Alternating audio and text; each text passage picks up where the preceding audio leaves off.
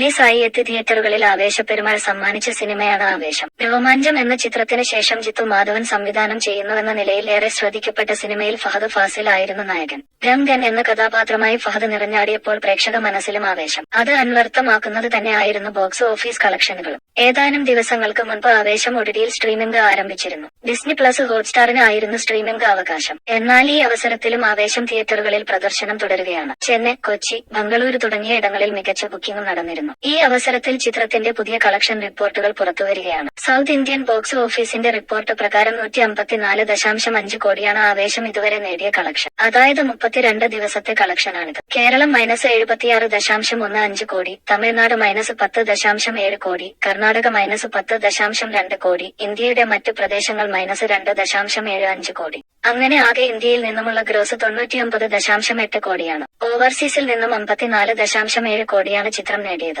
ആകെ മൊത്തം 154 കോടിയിലേറെ. അതേസമയം പുഷ്പ 2 ആണ് ഫഹദ് ഫാസിലിന്റേതായി ഏവരും ആകാംക്ഷയോടെ കാത്തിരിക്കുന്ന ചിത്രം. അല്ലു അർജുന്റെ വില്ലനായി ഫഹദ് എത്തുന്ന ചിത്രം 2024 ഓഗസ്റ്റ് 15 റിലീസ് ചെയ്യും.